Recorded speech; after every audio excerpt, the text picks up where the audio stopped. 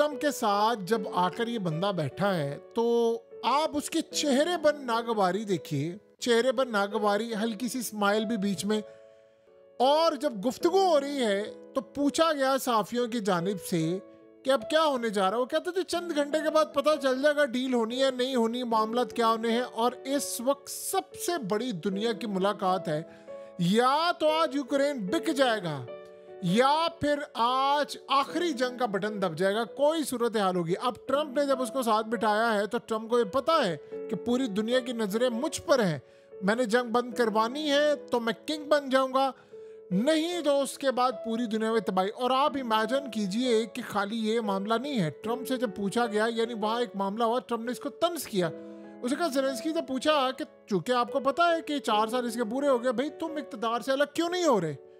और कहता जी कैसे हो जाए, इलेक्शन कैसे करवा लें, जंग छिड़ी है। तो ट्रंप ने कहा अच्छा इसका मतलब है, उसे तंज करते हुए कहा कि इसका मतलब है कि जंग हो रही हो तो इलेक्शन नहीं होते। यानी उसने ये कहा कि अगर यही फार्मूला है तो मैं भी अमेरिका के अंदर फिर ये किसी के साथ जंग छेड़ दूं और मैं भी दुनिया के सामने फार्मूला रख दूं कि भाई जंग हो तो इलेक्शन नहीं होते ताकि हम सदारत पर रहे। उसने इसको तंज किया, बेइज्जत किया।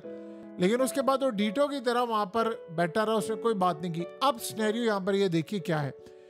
आज वो पूरी की पूरी फौज लेकर आया है ज़ेलेंस्की। आप जरा ये मनाजिर देखिए, सारे यूरोपियंस बड़े बड़े लीडर आए हैं और वो ज़ेलेंस्की से आकर मिल रहे हैं। उसने कहा मैं अकेला इस दफ़ा व्हाइट हाउस नहीं जाऊंगा, तुम सब मेरे साथ चलोगे और हम सब मिलकर ट्रंप की बेइज्जती करेंगे। और मज़े की बात यह है कि इस मीटिंग का जो पहला पॉइंट सामने आया है, जो सबसे अहम डोनाल्ड ट्रंप के साथ मीटिंग का पॉइंट है, ये यूरोपियन लीडर्स तो आगे हैं, उसमें ज़ेलेंस्की ने, यूक्रेन ने पहली शर्त ये रखी है ट्रंप के आगे, जो मर्जी हो जाए 1 इंच जमीन यूक्रेन की रशिया को नहीं देंगे। That's it.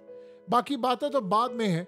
तो अब आप बताइए कि जब आपने 1 इंच जमीन नहीं देनी तो फिर ट्रंप ने इसको कहना है कि ठीक है फिर तुम मिसाइल खाने के लिए तैयार हो जा और खुद भी मर और अपने साथ लाखों लोगों को मरवा। सो अब सूरत हाल ये हुई है कि दुनिया की जो सबसे बड़ी मीटिंग है, यानी आप अंदाज़ा कर लें कि इसके बाद सबसे बड़ा मामला क्या हुआ है कि अगर ये सूरत हाल पैदा हो गई है तो क्या फिर अमेरिका अपनी फौजें यूक्रेन में उतारेगा। देखिए ट्रंप ने जो प्लान बनाया हुआ है कि अगर रशिया की डील फाइनलाइज आज ये साइन हो जाते हैं, मीटिंग के बाद असल कहानी पता चल जाएगी, तो व्हाट नेक्स्ट क्या होगा। जो अगली सूरत हाल होगी वो तो बड़ी अजीबो गरीब होगी कि ये साइन कर देंगे तो उसके बाद अमेरिका अपनी फौजें रवाना करेगा कि ठीक है तुम जाओ यूक्रेन में, वहाँ पर जाकर फिर रशिया से मुकाबला करेंगे कि भाई आपने दोबारा अटैक नहीं करना, ये इलाके आपके, आप ले लें फलाने इलाके। यहाँ तक मामला हो चुका हुआ है।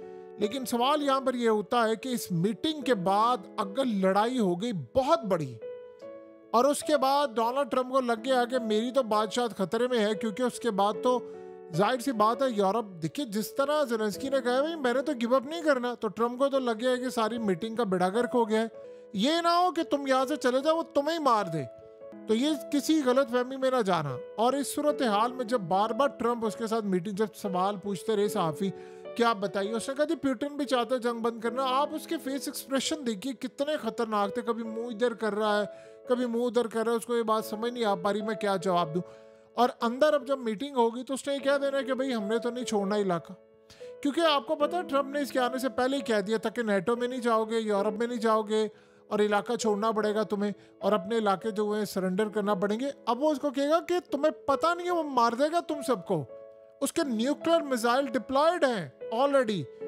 तो ये ना हो कि पूरे का पूरा यूक्रेन तुम्हारे हाथ से निकल जाए। मैं तुम्हें बता रहा हूं तुम इस जिद से बाहर आ जाओ। और आप अंदाजा करें यूरोपियन लीडर्स को बाहर बिठाया है और यहाँ जनाब उसके साथ मीटिंग कर रहे हैं और उसके बाद की सूरत हाल कितनी खतरनाक होगी आप उसका तसव्वुर कर सकते हैं। ये मामला इतना खतरनाक होने के लिए जा रहा है कि अगले कुछ अरसे के अंदर इसकी गूंज पूरी दुनिया में सुनाई देगी। आज एक बात आप ज़हन में रखिएगा, या तो दुनिया अब बिल्कुल हम लास्ट वॉर की तरफ चले जाएंगे या कुछ वक्त के लिए रुक जाएगी। जाना हम सब ने है, लेकिन किस सारे मामले में जाएंगे क्या नहीं ये तो अलग बात है।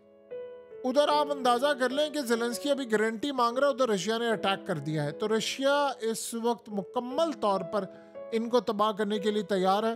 और ट्रम्प इस सूरत हाल के अंदर जो सबसे अहम बात है, देखिए असल कहानी होती है, हमेशा याद रखिएगा, ऑफ द रिकॉर्ड। ये भी आपको सब सामने नजर आ रहा है कि मीडिया से गुफ्तगू कर रहे हैं, बातचीत कर रहे, सवाल आता, असल कहानी है जो इनसाइड है, जो उसने कमरे में जाकर मीटिंग के दौरान कहनी है कि देख तू मान जा इस बात को, नहीं तो फिर मैंने केस खोल दिया ना $350 अरब का, और तुमने फिर जवाब देना है कि तुमसे हमने पैसे लेने हैं, फिर कहाँ पर जाएंगे तुम सोच भी नहीं सकते। तो लिहाजा तुम्हारे पास अब टाइम थोड़ा है। वो ट्रम्प इसको पूरी कोशिश करेगा कि यहाँ पर दस्तखत करके उठे, और ज़ेलेंस्की ने नहीं दस्तखत करने। ये आप किसी गलत फहमी में ना रहे, दुनिया में ना रहे, इजराइल के होते हुए ये दस्तखत नहीं हो सकते, ये किसी तरह ये मामला नहीं हो सकता।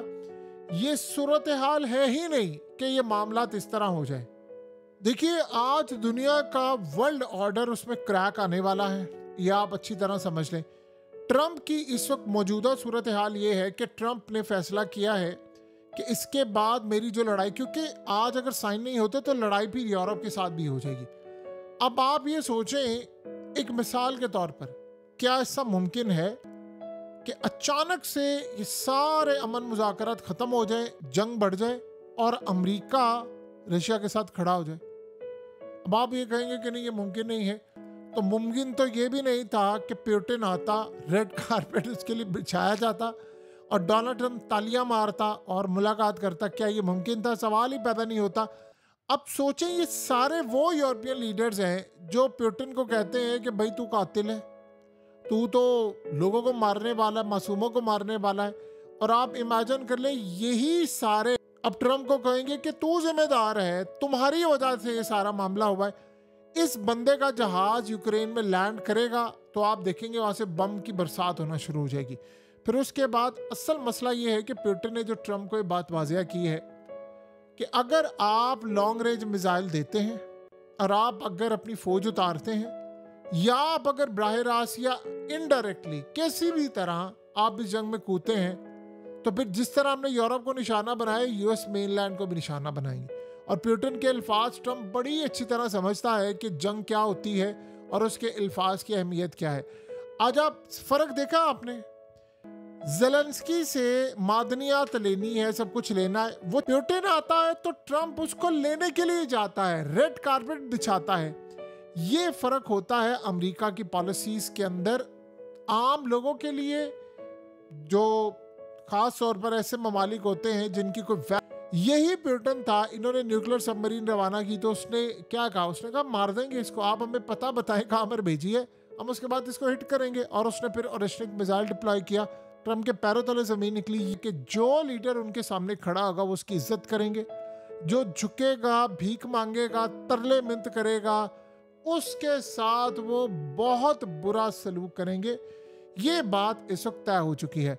बहरहाल इस मीटिंग के बाद दुनिया का मुस्तकबिल तय होने के लिए जा रहा है। पता चल जाएगा कि रशिया ने अब अगले 24 घंटे के बाद मिसाइलों की बरसात करनी है, या उन्होंने अमेरिका को उड़ाना है, यूरोप को उड़ाना है, किसी और को उड़ाना है। ये यूरोपियन कंट्रीज जो आज गए हैं ना, बहुत सारे लोग, इन लोगों ने असल में ट्रिगर किया है। इन लोगों को अंदाजा नहीं है कि ये लोग कितनी गलत हरकत करने के लिए जा रहे हैं। ये कई ममालिक हैं, उसका एक ओरेशनिक मिसाइल 6 न्यूक्लियर वॉरहेड 6 मुख्तलिफ ममालिक यूरोप को हिट कर सकता है। यानी एक अगर उसने ओरेशनिक मिसाइल मारा, उसने कह दिया कि मैंने इटली को उड़ाना है, फ्रांस को उड़ाना है, मैंने उसके बाद फलाने मुल्क को उड़ाना है, मैंने बरतानिया को भी उड़ाना है, उड़ा देगा वो। तो आप बताइए फिर ये कहाँ पर जाएंगे? और बरतानिया, यूरोप, ये वो, अब इनकी कोई वैल्यू नहीं रही है, ये अपनी वैल्यू खो चुके हुए हैं। कभी यूरोप जैसे यानी खित्ते को दुनिया का अजीम खिता समझा जाता था, और आज आप देख लें सूरत हाल ये है कि यूरोप इस वक्त तबाही से दोचार है। और इतनी तबाही से दोचार है कि सिक्योरिटी नाम की चीज़ नहीं, कि दुनिया के बहुत सारे ममालिक अब ये कह रहे हैं कि यूरोप जाना बेकार है।